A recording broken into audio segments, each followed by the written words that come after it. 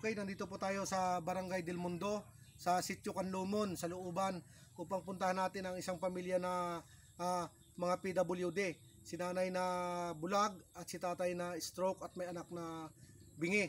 So, bago po doon, shout out muna sa aking mga very supportive na kaibigan, mga followers at viewers dyan. Maraming salamat sa patuloy niyong pagsuporta, patuloy niyong panonood at patuloy na pag-share ng aking mga video.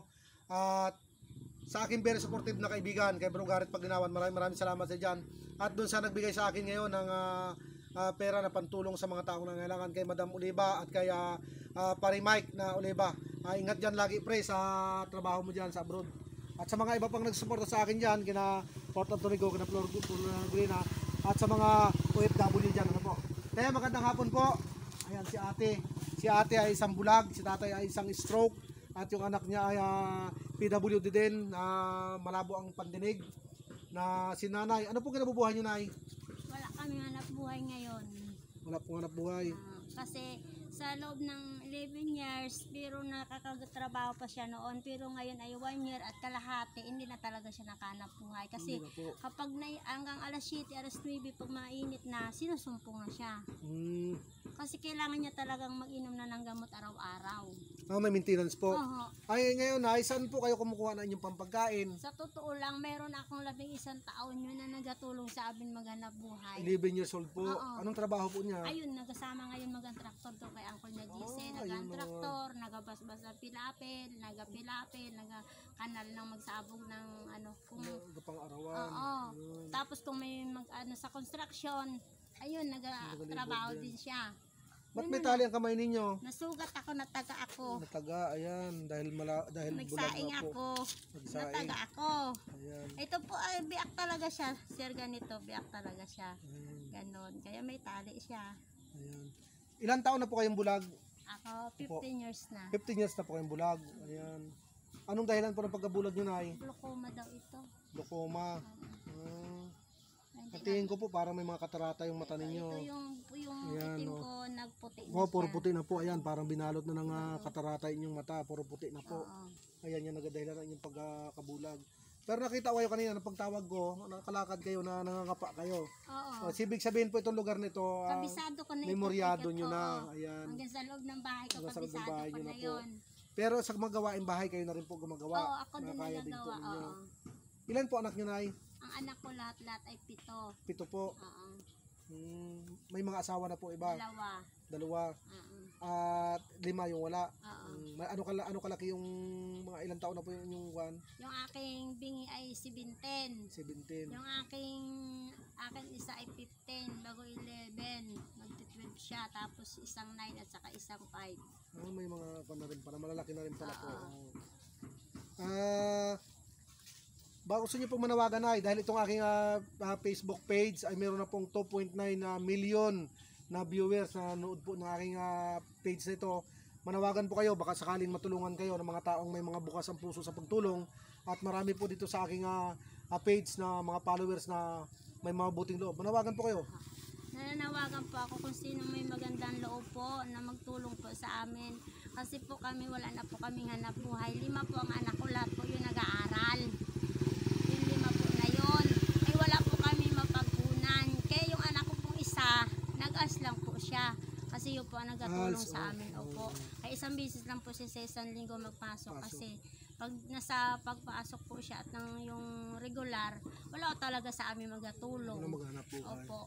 Kaya nananawagan po ako kay Ma'am Jessica Soho, kay si Rapi Tulfo, na kung pwede po, tulungan nyo naman po ako sa financial namin. Kasi wala po talaga kaming hanap buhay.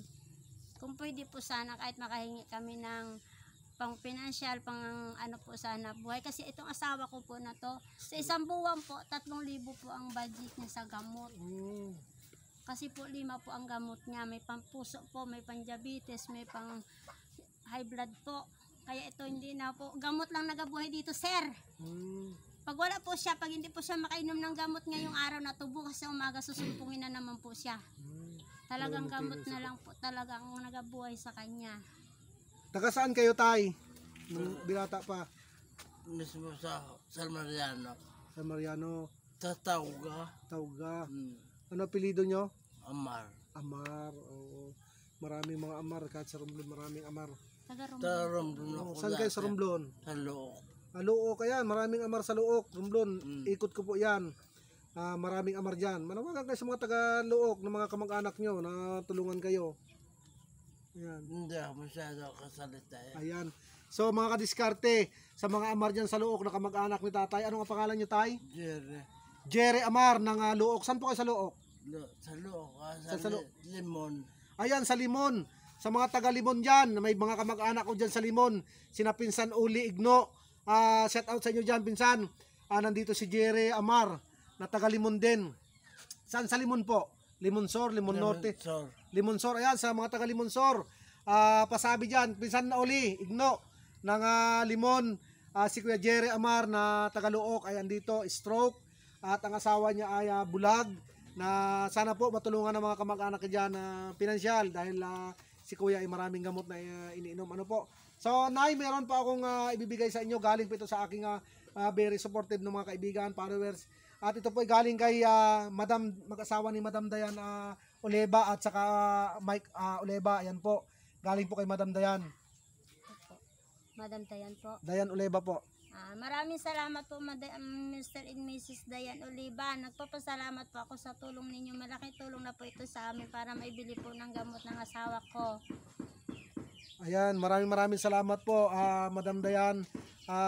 Tumawag sa akin si Madam kanina para magbigay ng tulong sa akin sa pagbablog ko. Maraming salamat po at patuloy po kayong pagpalain ng Panginoon. Mas marami pa pong taong matulungan na mga gaya nila. At ingatan po kayo ng Panginoon Diyos at mas marami pang biyayang dumating sa buhay nyo. Maraming salamat po sa mga nanood ng aking Facebook page ng mga kadiskarte at sa YouTube channel ng mga kadiskarte. Patuloy nyo pong suportahan at samahan ang aking page upang marami pa po tayong taong matulungan. At hiling ko po sa inyo na patuloy nyo pong i-share yung aking video para sa makarating sa mga taong may mga buting loob na matulungan kaya sila nanay, na matulungan sila pinansyal at kung ano man yung kanilang kahilingan magkaroon ng katugunan. Maraming salamat po. Ingat tayo lagi at God bless po. Tay, maraming salamat po. Ingat kayo lagi. Tay, pagaling kayo.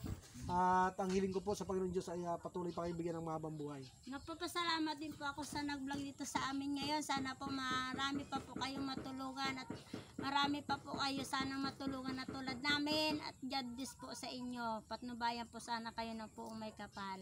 Maraming salamat po at sana po ay madinig ng mga taong ang inyong panawagan ng mga taong makakita nitong video nito. Thank you po. Ingat, sige po.